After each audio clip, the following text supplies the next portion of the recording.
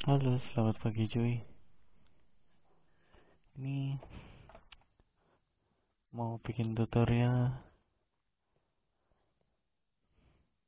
bersihin motor tanpa nyuci cuy.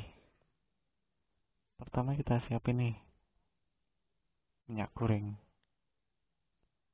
Jangan yang bekas ya cuy. Yang masih seger lah.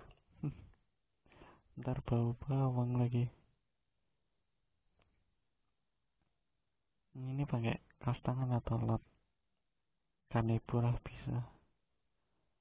Kita lap dulu nih. Ini kan masih kotor-kotor ya. Tuh.